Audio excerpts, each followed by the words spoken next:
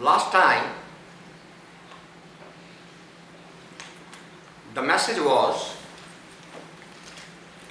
gurmukh aapay kare karaa-ay, gurmukh hirde gutha aap-ay, nanak naam mile vadiyaai, poore gur te banaavani-aa.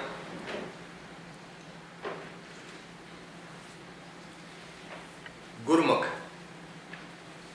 This whole hymn was defining what is a gurmukh. The brief definition is the one who follows the guideline coming out of the mouth of the master. Gur, the one who knows it. Mukh means the mouth, the words are coming out. That becomes the lighthouse for the seeker's life. Whenever somebody, even after listening, after accepting it, then decide to follow what is coming from within his own mind or her own mind, that is called a manmukh, the one who follows one's own mind.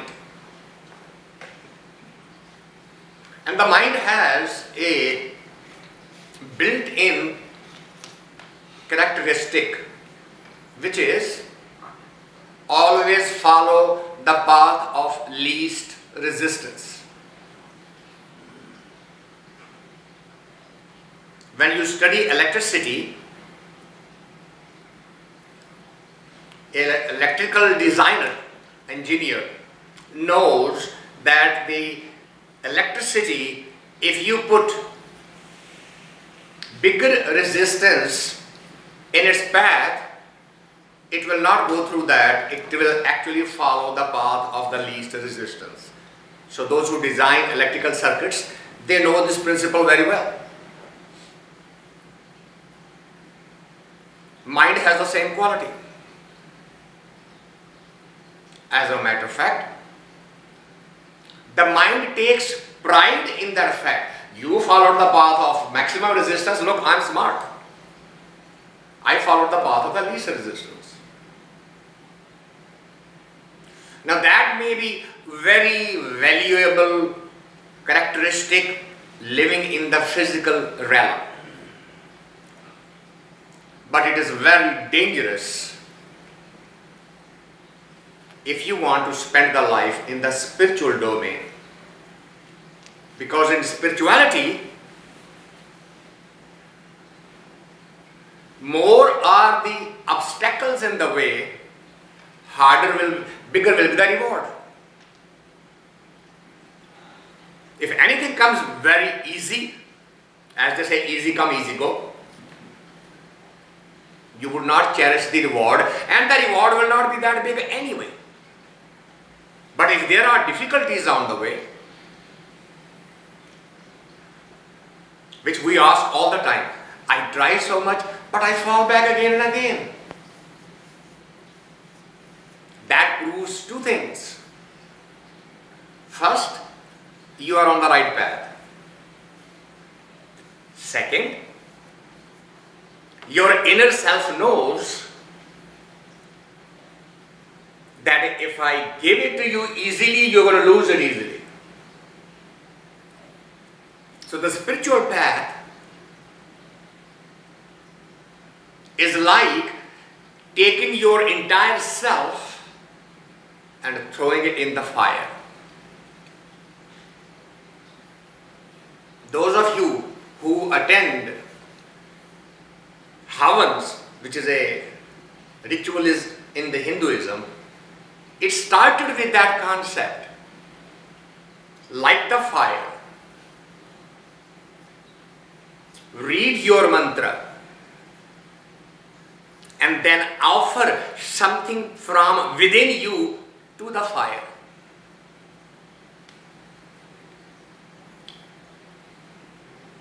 but that is completely forgotten. The only thing that's offered to the fire is some butter, is some chandan,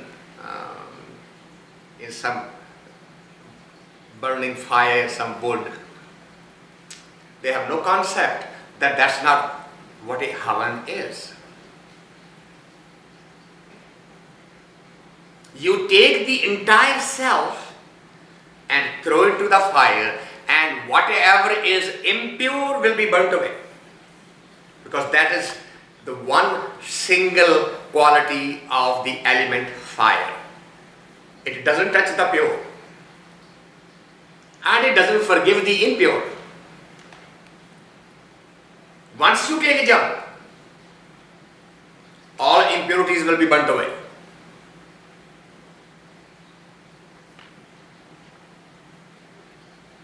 So the gurmukh doesn't mind the burning which purifies your inner self, because that is the journey. A manmukh would not want to be burned. He said, let's find some easy way.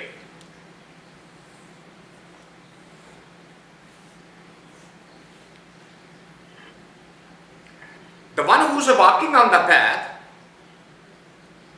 gets this concept very clearly. Who made this law? Doesn't it sound absurd? Should it not be easy? A manmukh will ask that question all the time. Every non-believer in the creation theory will ask you that question again and again and again. One simple question. If there is a God, why there is so much negativity on the planet? That's their common point of discussion. Why there is a pain, why there is a suffering, why there is a misery, why there is a hunger, why there is a war, why there is a disease, and they will go on. They have a list, yea long. But that's a question coming from the mind. The one who's on the path has understood the fundamental principle, which is gurmukh aapay kare karaa-ay. This is the design, this is the game. He created it. He is the cause and he is the effect. He is the doer. And he is the sufferer.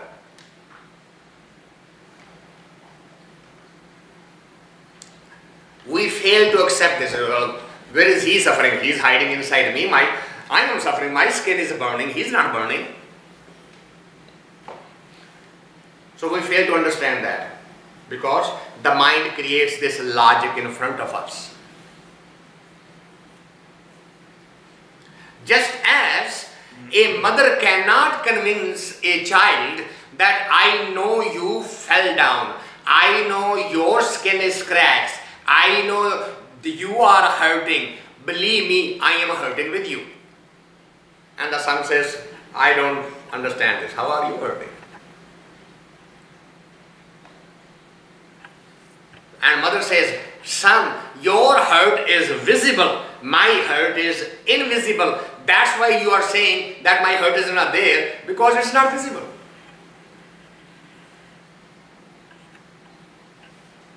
There are many people on this earth who will tell you that this wood has no creative energy in it. Why? It is solid. And then someone say, hey, what happened to the kan kan mein Bhagwan? You say, oh, that's all false. Because my senses do not see the creativity manifesting in this table, I'll say it doesn't exist. And then you go to a quantum physicist and he take a little grain of this wood and magnifies it 50,000 times, and he says, look at that little molecule vibrating in it. Look at that electron running around in circles. Look at the energy of quanta that sometimes appears and sometimes disappears and reappears again. A scientist is telling you that the matter is alive. But I'm calling myself a spiritualist, I'm refusing it. No, you are fooling me. And all those who said, Kan Kan Mein Bhagwan, they were all wrong. Why? Because my senses don't see it. And we go on preaching, that we become pseudo-preachers. And we start saying, my truth is the only truth, everybody else is false. Which has happened throughout the consciousness of humanity. Every religious system of thought says exactly that. I am the final authority. Nobody else. A true seeker never puts that claim. What does he say? Gurmukh aapay kare karaa-ay. He is the doer. I cannot claim ever that I know it, that I understand it, that I can explain it. Only he can explain it. Ja karta srishti ko sajhe aapay jaane soi. It is the creator who has all the answers. Human will never get it. Anybody who claims we know it, that actually is a proof of their ignorance rather than the proof of their knowledge. Because they are telling an absolutely white lie. If you were to ask any model of creations, whether it is from Abraham to Moses to Jesus to Muhammad to Buddha, you go on traveling around the globe and ask them to explain the fundamental of creation. And as soon as they start explaining you, stop them and say, prove it. That's it. How do you know that? And is there anyone who says, I know that?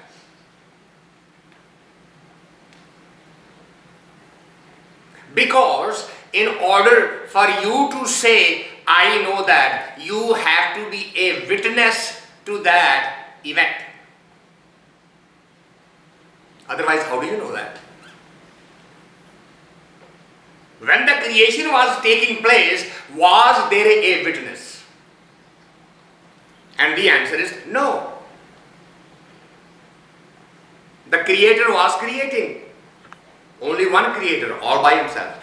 That means only creator knows what was going on.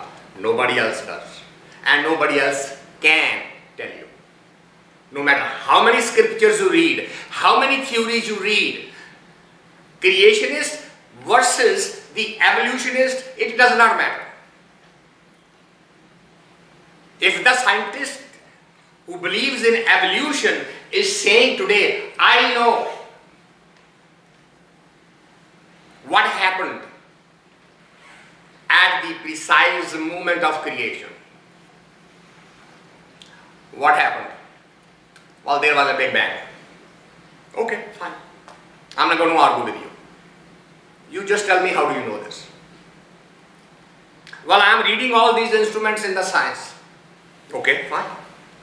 You prove to me that these instruments cannot be fooled.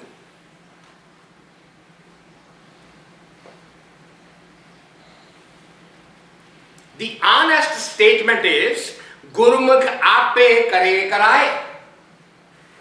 He is the doer. and he knows the ultimate truth. Humanity has not the capability, neither there is a need for it. If you are today, let's say we are all sitting here and God appears and say, I'm going to tell you, this was the date, this was the time, this is how I created it all. Thank you, Lord, for enlightening me. Okay, now tell me, what are you going to do with it?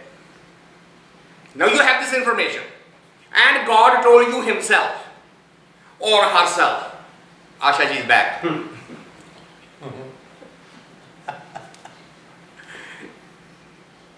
You tell me, what is that information going to do for you? Your income increasing, you're getting a longer life, you're getting a better house, a bigger car, a better job. What is this information doing for you? Is your bank balance going up? That's why the Creator says, there is no need for you to know this. Your anxiety should be, I want to know myself. Who am I? That will help you. If you find out who you really are, right at the core, if you ever find that out, you will immediately become a Buddha. And Buddhism has made this into a meditation. Who am I? That's it. 3 words. Sit anywhere quietly, close your eyes and ask yourself. Because he is inside you. Just keep on asking, who am I? Who am I? Who am I? That becomes your meditation. And someday you will find that answer. When you go on that path with that commitment, what happens? Gurmukh hirde utha aapay. Then he himself manifests. That light shines from within. And that light, today, if any one of you were to stand and stare at the sun with the open eyes, you would not be able to do it. But that light would be much stronger than the light of the sun, and it would be so pleasing. You'll close your eyes, that light would be shining inside you without hurting anything. If there will be nothing but love, a cradle in which the child just moves slowly and slowly, rocks back and forth. Gurmukh hirde utha aapay, nanak naam mile vadiyai, gurpure te paa-ay. But understand, you have to follow the path, the process, guidance given to you by the complete master. The one who has been there, who has known that, seen that, done that. Not read about it, not understood it, but actually seen it. If that happens, the next question would be, why is it this all that so complicated then? The next hymn answers that question.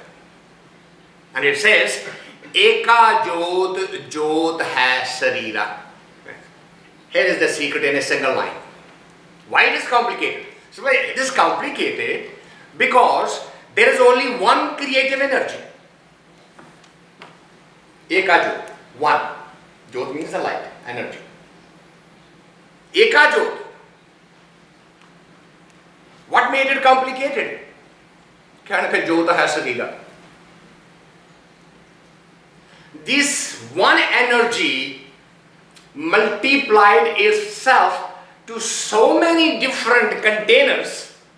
Sharir means the container, the body.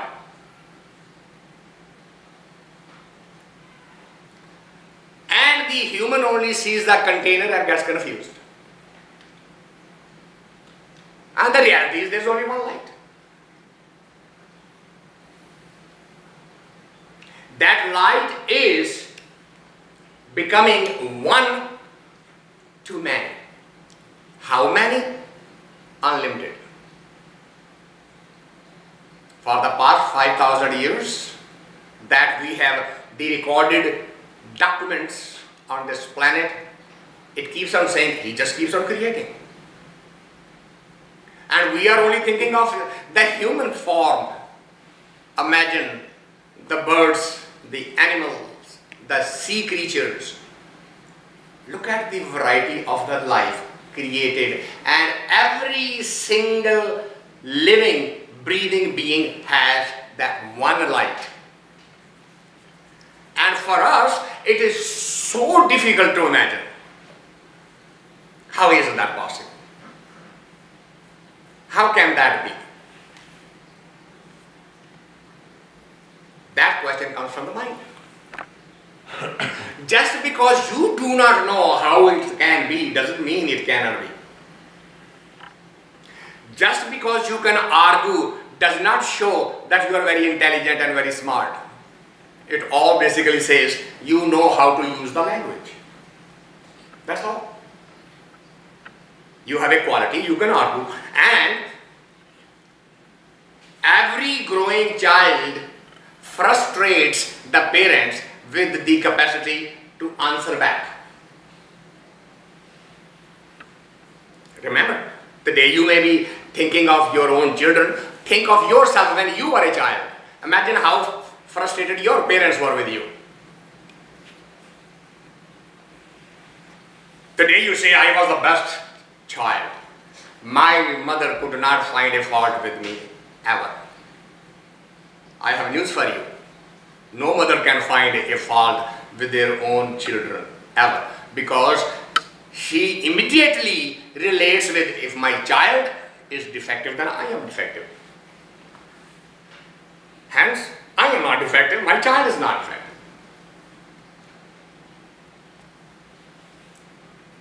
But that's not true.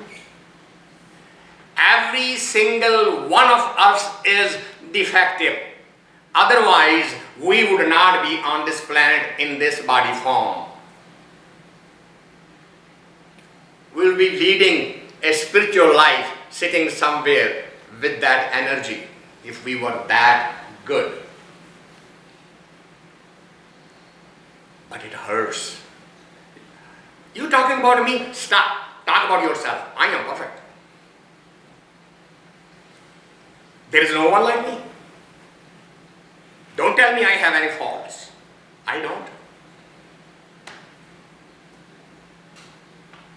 But the one who's on the path actually says exactly the opposite. I know I am alive in this physical body form. That means I still have some defects, but I don't see them. Could you please help me? Help me to see that defect so that I can work on it. That is a statement from a seeker. For a non-seeker, are you going to talk about me?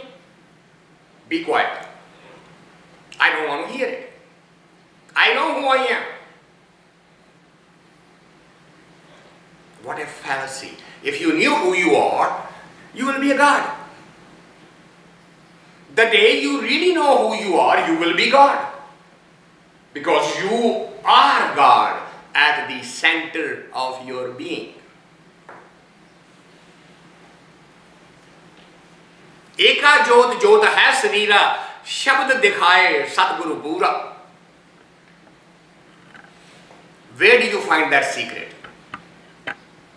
Come back to the same statement again. You have to have a master who's not a pseudo salesman. Anyone who's interested in increasing the membership so that the income increases accordingly, he or she is not going to be any use to you Why? Because they are not useful to themselves. Spiritual information cannot be sold in any shape or form. Words, books, articles, tapes, any medium. If you are selling it, you are not doing a spiritual work.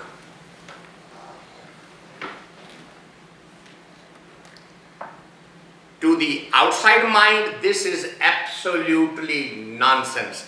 What do you mean? Where am I going to get the money? If I am going to make a tape, don't I need some wealth?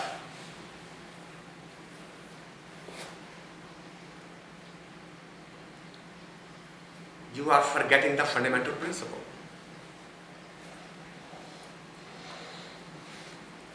You do not make a tape so that you can make money.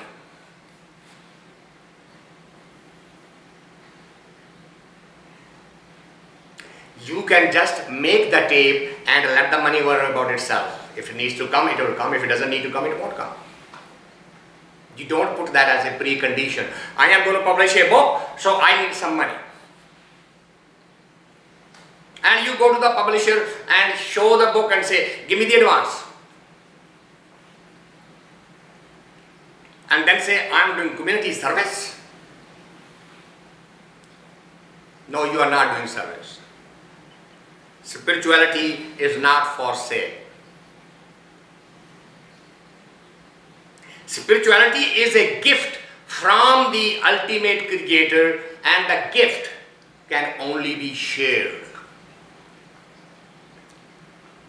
That's basically it. Where did you learn this?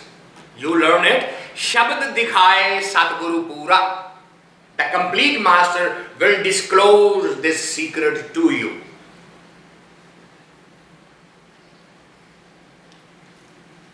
Aapay, farak, keeton, ghat, antar, aapay, banat, banaavani-aa.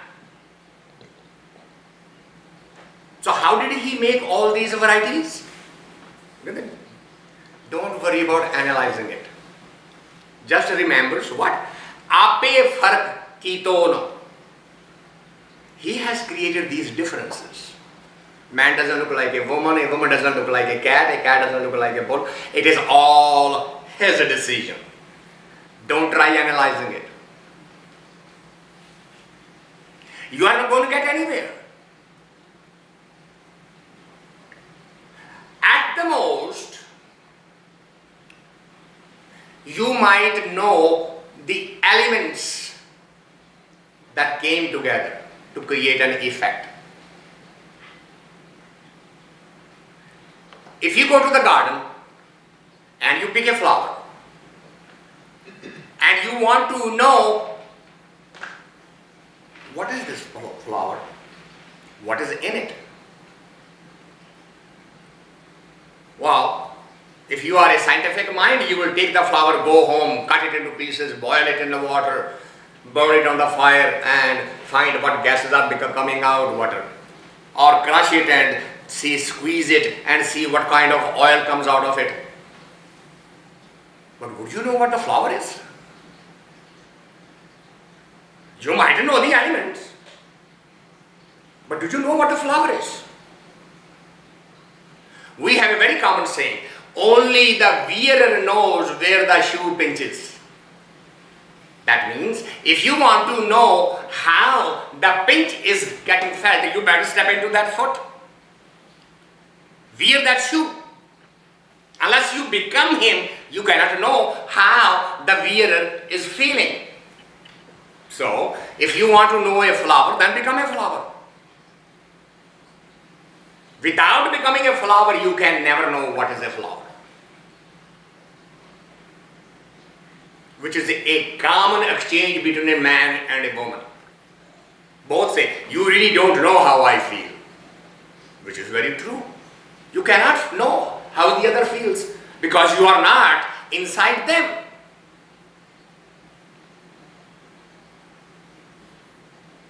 Women's biggest claim to the uniqueness is, you have to be pregnant for 9 months to know what a woman feels like. Okay. That's not possible. I cannot make my own rules. God made these rules.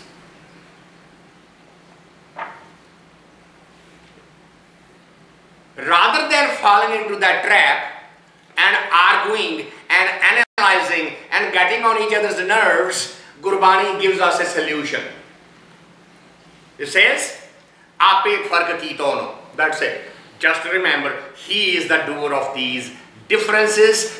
Why? Don't ask. Because I didn't create that difference. He did. Only he knows why he chose this body to carry the child 9 months. Why not this body? I don't know. I cannot answer that question. I am not the decision maker. I am not the designer. Just remember this and stop the argument, because that will make the mind run crazy. Answer is not going to come. You can get more crazy and more crazy. That's possible, but you are not going to get the answer. Aapay farak keeton, ghat, antar, aapay, banat, banaavani-aa. Every container, banat, every frame, every size, every color, every shape is decided by him.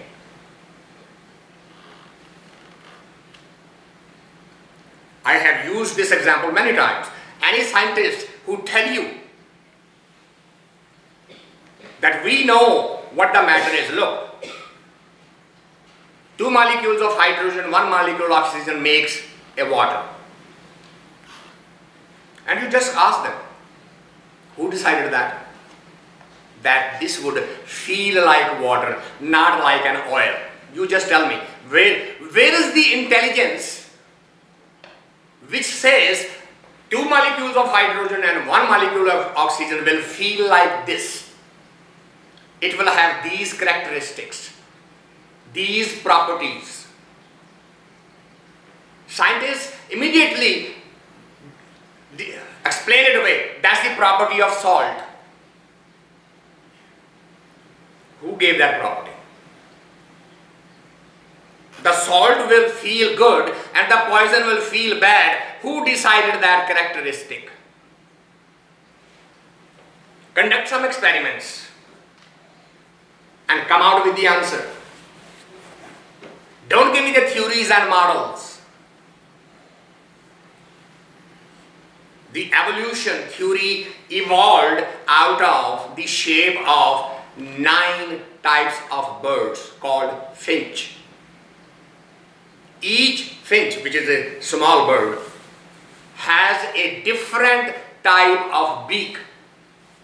Some longer, some shorter, some stronger, some weaker. And they are spread over 9 different islands. But they are only one species. 9 different birds. Why? This is the foundation of theory of evolution. You can read the biography of Darwin and he tells you that for 3 years he traveled from various island to island collecting the sample of finches. And then he observed, and every island, depending upon the seed, the food, if the seed is hidden in the tree, the finch has a longer beak. It doesn't have to be stronger, but it needs to be longer. And if the seed is on the surface of the tree, the beak is not longer but stronger. Okay, so that is the theory of, they have been evolving depending upon the environment. That is. And then when somebody asked him, how did this come about? And he said, it's natural selection. Nobody stopped him and said, what is this word natural selection? Would you please define nature? Till today that question has not been answered. We find the answer today. I'm taking the science with the spirituality and coming to the same conclusion that spirituality reached thousands of years ago. And the answer is aapay farak keeton. He is the doer. Ghat-ay antar aapay. From within. Banat banaavani-aa. He created the varieties. Vaaree jee-o vaaree har sachay ke gun gaavani-aa. Surrender that ego. Surrender that self. Surrender that how. The how me. So that you can internalize this message. When you internalize this message, what will happen? Har sachay ke gun gaavani-aa. All you would be able to say, wow. That's it. When you go to listen to some good music, some good poetry, some good painting, some good sculpture, and you look at it, and somebody asks you, how you feel? Wow. I do not have the words for it. All I can say is, wow. I'm speechless. Which is what you will do. When you get to that stage, then looking at every single creation, the word that will come out of your mouth, wow. Vaaree jee-o vaaree har sachay ke gun gaavani-aa. Then all you can say, wow, you really are the truth. There is no impurity in you. No question about it. And no ordinary human can perceive it, much less create it. All the discoverers and inventors of the world has only taken what he already created and assembled it and called it a computer. If there was no silicon, there will be no computer chip. If there was no computer chip, the first computer that was built by IBM in 1959 was bigger than this whole house. And the air conditioner could not keep up with it. It was creating so much heat. Those models are now in Smithsonian Institute. I still remember the radio which used to have vacuum tubes in it. You couldn't stand behind the radio. The tubes will get so hot. But today, is this the man creating? Scientists will say, yes, I did. A spiritual will say, no, you took what God had already done. You just found the way to assemble it in the right sequence. Because these very parts, if they're open, thrown outside, no computer. You put them in the right sequence, it's a computer. What is your contribution? The raw material is created by him. And he has given you the intellect to figure out the puzzle. This is how we train our children, don't we? We buy those cardboard puzzles. That's how the child develops the brain. It starts matching the fitting figures together. That's all every scientist is doing. The raw material is already created, it's available. बाज गुरु को सहज न पाए gurmukh सहज samaavani-aa. Without the help of a spiritual master, these secrets you might hear, but they will just slide right out of your head. They won't stick. You first have to be ready, and then you have to be in the presence of the one who's been there. तू आपे सोहे आपे आपे जग मोहे तू आपे नदरी जगत परोए तू आपे दुख सुख देवे करते गुरमुख हर देखा होने. The answers are coming one after the other. Tum aapay soheh.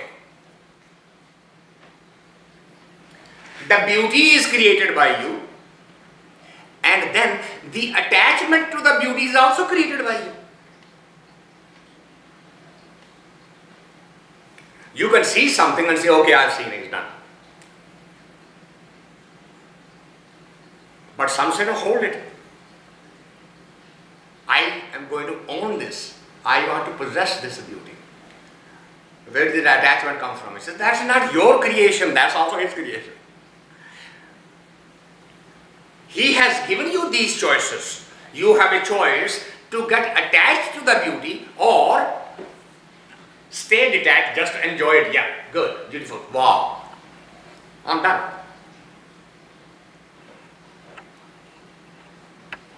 But that doesn't happen. We take the credit.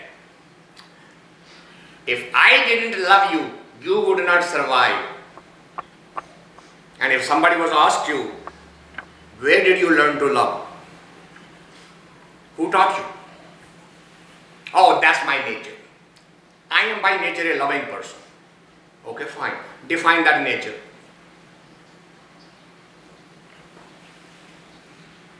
Don't just use these words and throw it out. I accept you are a naturally loving, caring, compassionate person. Now stop here and tell me, who gave you this?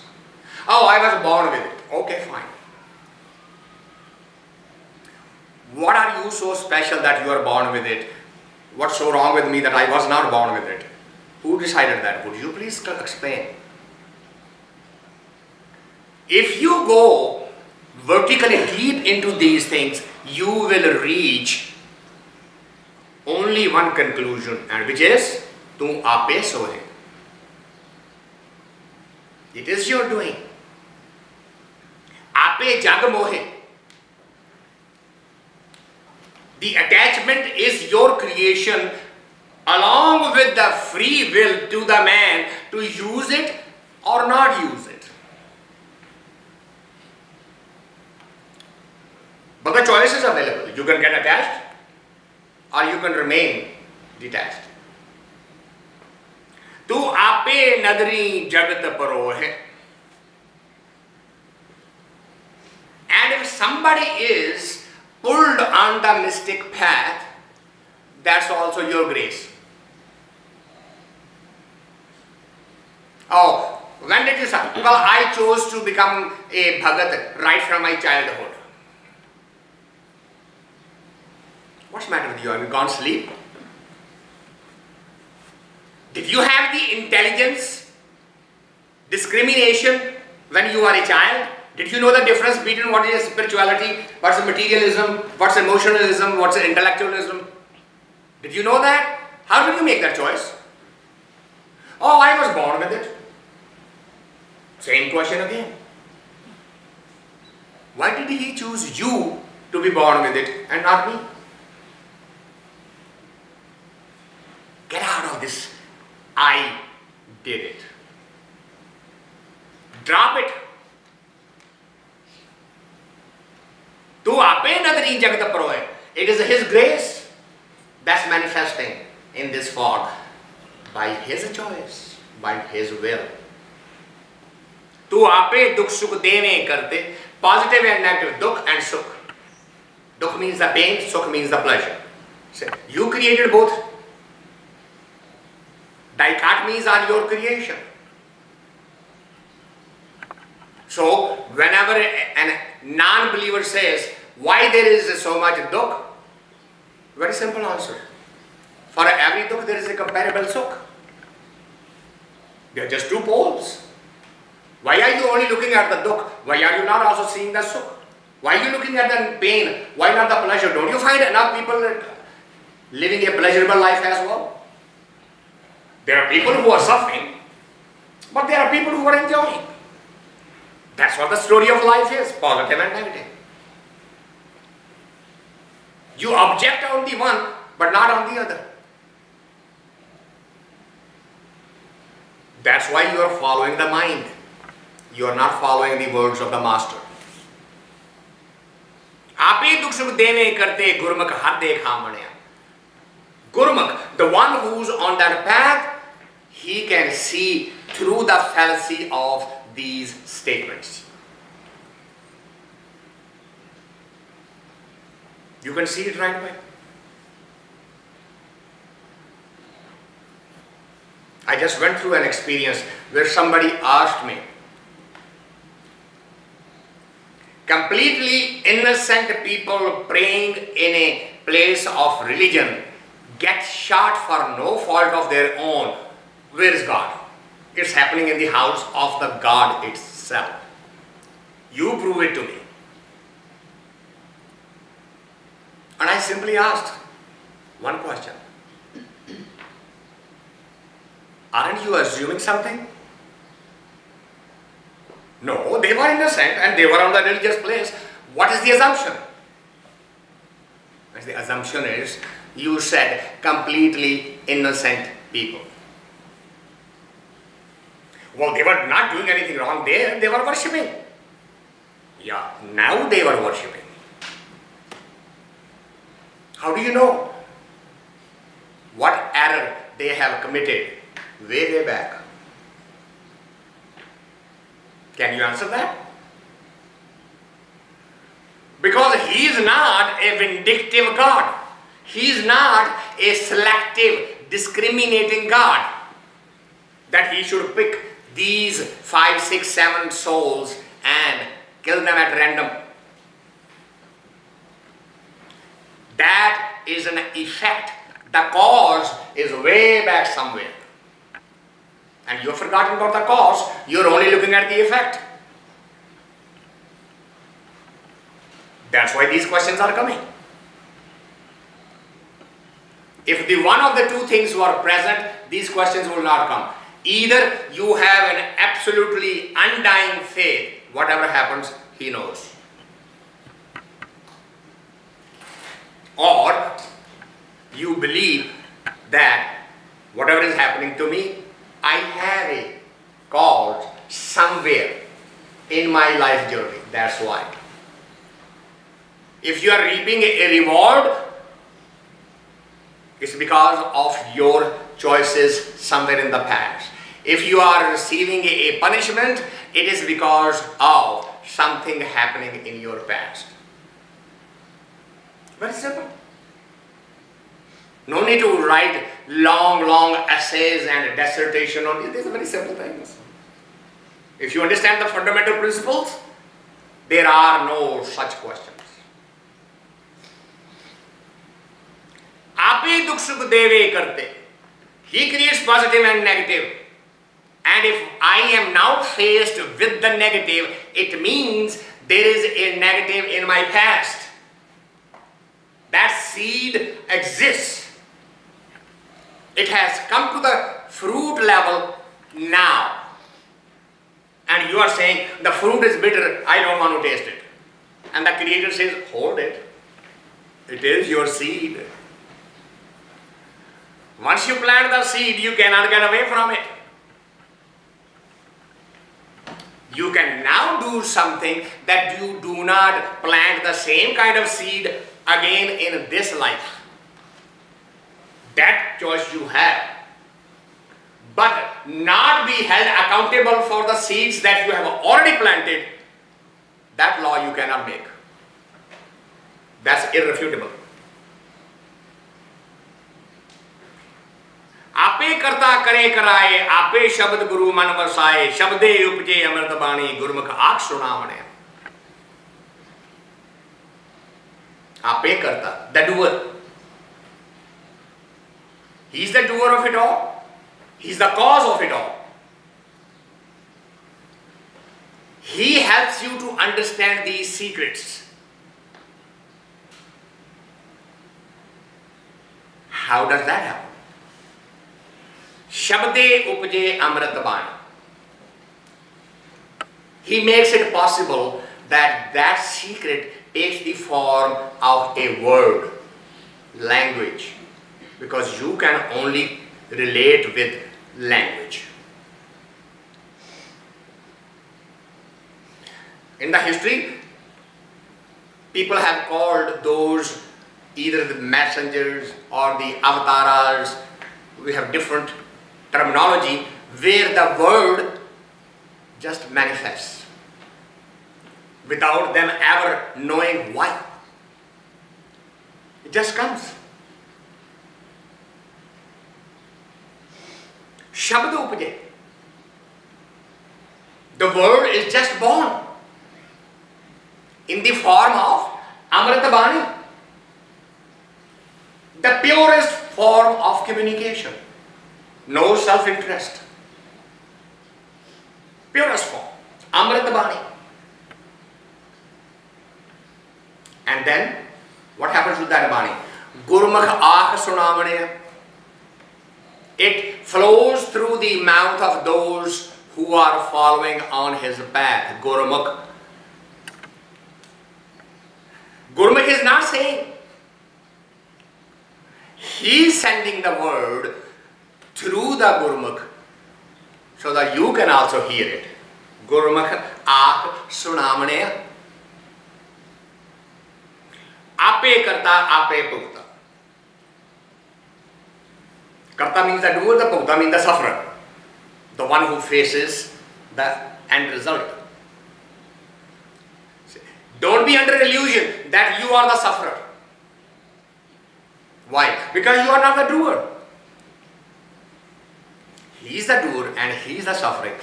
If the container is in pain, then there is a part in the container that feels that pain, that knows that pain, that sees that pain.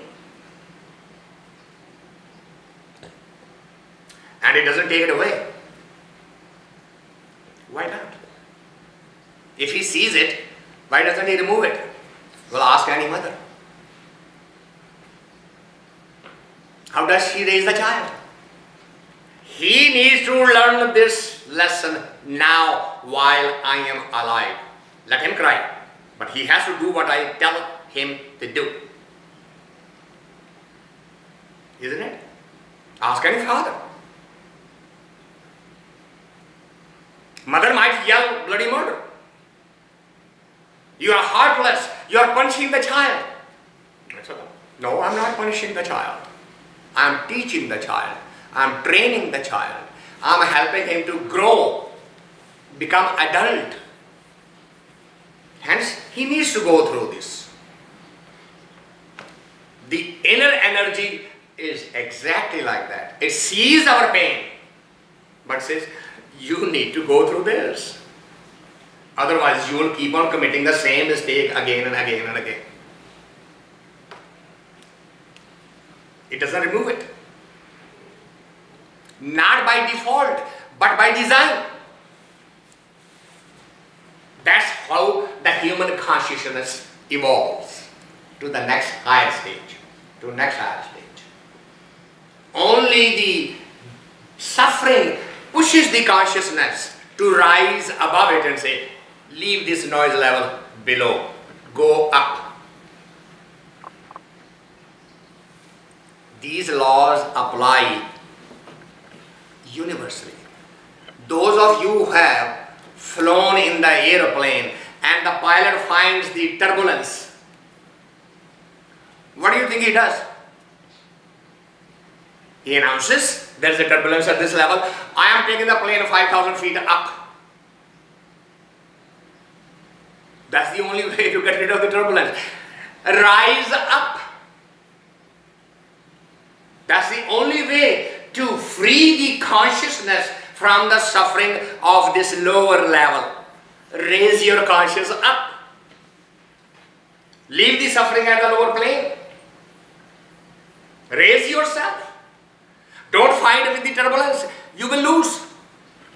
Why the world does this? Why the mother does that? Why the father does that? Why the brothers are like this? You keep on arguing and they remain the same. Why? Because you are fighting the turbulence. Your only choice is rise above the turbulence. Leave them alone. Don't fight the turbulence. It's a losing battle. Raise yourself. Work on improving on your conscious level. शब्दे उगदे अमृत बाणी गुरमुख आख सुनावनि-aa. आपे करता है आपे भुगता, बंधन तोड़े सदा है मुक्ता. Here is how you raise yourself up. Bandhan tod. Bandhan means the attachments. If the lower level turbulence is causing you the pain, detach. Raise yourself up. Cut that bondage. Bandhan tode. Drop that bondage. Let go. Bandhan tode sada hai mukta. Then you are free from the turbulence of life forever. Only if you know how to raise yourself up. Sada mukta aapay hai sahj aapay lakhaavani-aa. Those who get this, follow this, then they become part of the closer to the ultimate truth. Sachay aapay lakhaavani-aa. The one who's beyond all bondages, you start getting closer to him. More bondages to drop, more free you become, more closer you get to him. So we'll take a pause here. So if there are any now comments or questions, the lines are still open.